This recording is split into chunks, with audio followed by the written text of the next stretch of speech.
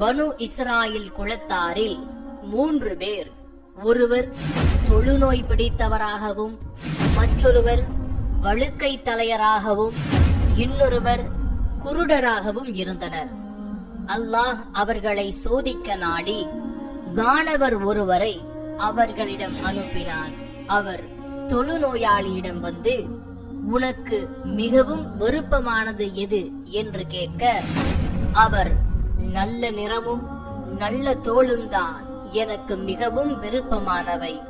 மக்கள் என் வியாதியின் காரணத்தால் என்னை அருவருக்கிறார்கள் என்று கூறினார். உடனே அவ்வானவர் அவரை தம் கரங்களால் தடவ அந்த வியாதி அவரை விட்டு சென்று விட்டது. அவருக்கு அழகிய நிறமும் அழகிய தோளும் தரப்பட்டன. பிறகு அவ்வானவர், எச்செல்வம் உமக்கு மிகவும் விருப்பமானது என்று கேட்க, அவர், ஒட்டகம்தான் எனக்கு மிகவும் விருப்பமானது என்று பதிலளித்தார். கருத்தரித்த ஒட்டகம் அவருக்கு கொடுக்கப்பட்டது. அவ்வானவர், இதில் உனக்கு அல்லாஹ் பரக்கத் வழங்கட்டும் என்று கூறினார். பிறகு அவ்வானவர் வழுக்கை தலையரிடம் சென்றார். உனக்கு மிகவும் விருப்பமானது எது என்று கேட்டார். அழகான முடியும் இந்த வழுக்கை என்னை விட்டு போய்விடுவதும் தான் எனக்கு மிகவும் விருப்பமானது. மக்கள் என்னை அருவருத்து ஒதுக்கி வைத்து விட்டார்கள் என்று கூறினார். உடனே அவ்வானவர் அவரின் தலையை தடவி கொடுக்க அவருக்கு அழகான முடி வழங்கப்பட்டது.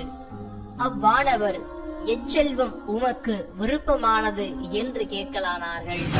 அவர், மாடுதான் எனக்கு மிக விருப்பமான செல்வம் என்று கூறினார்.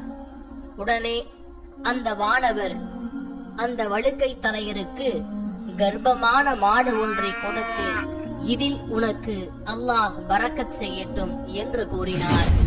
பிறகு அவ்வானவர் குருடரிடம் சென்று, உனக்கு மிகவும் விருப்பமானது எது என்று கேட்டார். அல்லாஹ் என்னுடைய பார்வையை எனக்கு திரும்பச் செய்வதும் அதை கொண்டு மக்களை நான் பார்ப்பதும் தான் எனக்கு மிகவும் விருப்பமானது என்று பதிலளித்தார். அவ்வானவர் அவரை தடவி விடவே அல்லாஹ் அவருக்கு அவரின் பார்வையை திருப்பித் தந்தான். அவ்வானவர், உனக்கு எச்செல்வம் மிகவும் விருப்பமானது என்று கேட்க அவர், ஆடுதான் எனக்கு மிகவும் விருப்பமானது என்று பதிலளித்தார்.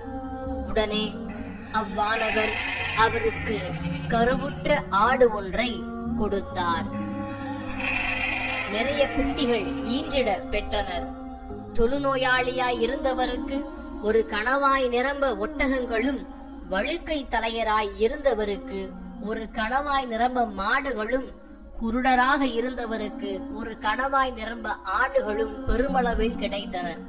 அவ்வானவர் தொழுநோயாளியாய் இருந்தவரிடம் தம் பழைய தோற்றத்திலும் அமைப்பிலும் சென்று, நான் ஒரு ஏழை மனிதன், என் பயணத்தில் என் வாழ்வாதாரம் அறுபட்டு விட்டது, செலவுக்கு பணம் தீர்ந்து விட்டது என்று உதவிக்காக வழிவகை எனக்கு அல்லாஹ்வும் நீயும் தவிர வேறு யாரும் இல்லை. உனக்கு அழகிய நிறத்தையும் அழகிய தோளையும் செல்வத்தையும் கொடுத்த இறைவனின் பெயரால் உன்னிடம் ஓர் ஒட்டகத்தை கேட்கிறேன். அதன் வாயிலாக பயணத்தில் நான் போக வேண்டிய இடத்தை சென்றடைவேன் என்று கூறினார்.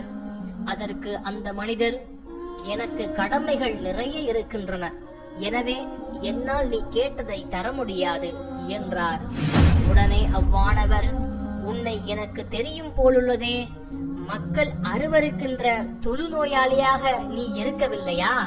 நீ ஏழையாக இருக்கவில்லையா? பிறகு அல்லாஹ் உனக்கு செல்வத்தை கொடுத்தான் அல்லவா என்று கேட்டதற்கு அவர், இல்லையே, நான் இந்த அழகான நிறத்தையும் தோளையும் மற்றும் திரண்ட இச்செல்வத்தையும் வாழையடி வாழையாக என் முன்னோர்களிடமிருந்து வாரிசாக பெற்றேன் என்று பதிலளித்தான்.